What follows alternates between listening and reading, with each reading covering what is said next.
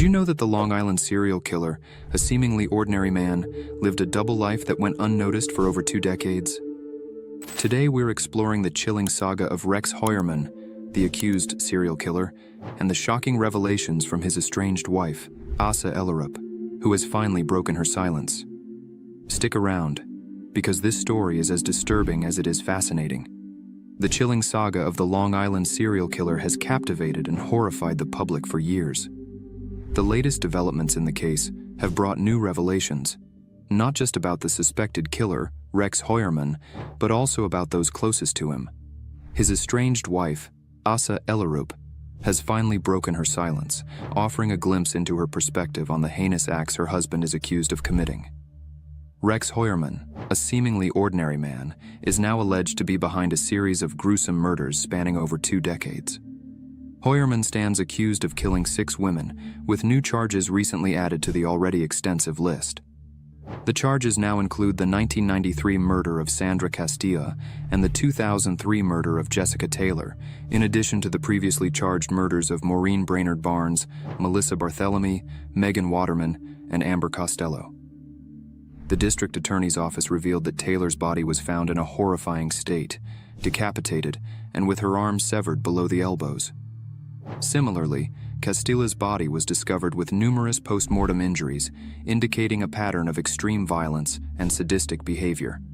These additional charges suggest that the true number of Heuermann's victims could be even higher than currently known. Investigations have uncovered meticulous and chilling details of Heuermann's planning and execution of these murders.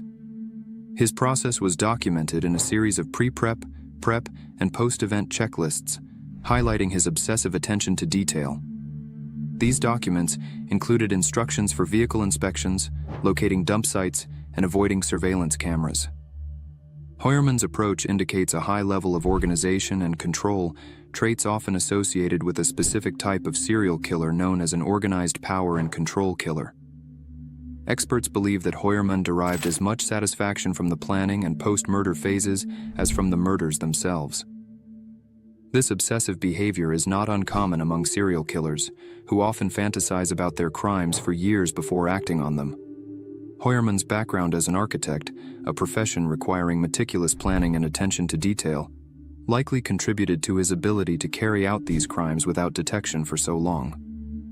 Amidst the horrifying details of the case, Heuermann's estranged wife, Asa Ellerup, has come forward with a statement. She insists that she had no knowledge of her husband's double life. Married to Heuermann since 1996, Ellerup maintains that she was unaware of his involvement in any crimes and believes that he is not capable of such heinous acts. Her statement emphasizes the normalcy of their family life and her disbelief in the allegations against him. Ellerup's declaration highlights the profound shock and disbelief that many families of serial killers experience. It's often unfathomable for loved ones to reconcile the person they know with the monster revealed by the investigations. This cognitive dissonance is a common theme in such cases, where the killer leads a seemingly normal life, complete with family and social responsibilities, while secretly committing atrocious acts. The children of Rex Heuermann are also grappling with the revelations about their father. Their attorney, Ves Mitev, has expressed the immense toll this situation has taken on them. The shock and disbelief are compounded by the necessity to continue with their daily lives, attending school, interacting with friends, and trying to maintain a semblance of normalcy amidst the chaos. The burden of being associated with such horrific crimes is a heavy one, particularly for young individuals who are still forming their identities and navigating their paths in life. As the case against Rex Heuermann unfolds, it is a stark reminder of the dual lives some individuals lead and the unimaginable horrors they can inflict. The silence of his estranged wife and the resilience of his children in the face of such revelations highlight the profound impact these crimes have on families. While the victims' families seek justice and closure, the investigation continues to unravel the full extent of Heuermann's heinous acts. The Long Island serial killer case serves as a chilling example of the darkest aspects of human nature and the enduring quest for truth and justice. Mitev emphasized that the children were not involved in any of the alleged acts and have been fully cooperative with law enforcement. This cooperation has included providing statements, allowing access to their home and submitting to questioning, all while dealing with their emotional turmoil. The children's innocence in the matter is crucial to their defense and mental well-being, as they strive to distance themselves from their father's alleged actions and forge their own paths. Living through the media scrutiny, police investigations, and the public's judgment has been incredibly challenging for the family. Every day they face the relentless gaze of the public eye, their every move potentially subject to commentary and judgment. The media frenzy surrounding the case has meant that their privacy has been invaded repeatedly, with journalists and cameras often stationed outside their home, hoping to capture any moment of vulnerability or reaction. They have had to endure their home being turned into a crime scene, personal belongings seized, and their private lives exposed to the world. The house, once a sanctuary and a place of comfort, has been disrupted by forensic teams and investigators, leaving behind a sense of violation and loss. Personal items, from family photos to everyday objects, have been scrutinized and sometimes taken for evidence, compounding the feeling of intrusion. Despite this, they are striving to support each other and move forward as a family unit.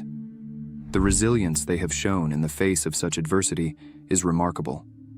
They have had to rely on each other for emotional support, drawing strength from their shared experiences and their determination to overcome the stigma associated with their father's alleged crimes. This familial bond is a crucial anchor as they navigate through an exceptionally turbulent period. The children's ability to maintain their composure and continue with their lives is a testament to their strength and the support system they have built around themselves. They have likely had to deal with bullying, whispers, and judgment from peers in the broader community, all while grappling with their internal struggles. The psychological impact of such an experience cannot be understated, and the need for mental health support and counseling is critical to help them process and heal from the trauma. In addition to the emotional and psychological challenges, the practical aspects of their lives have been upended.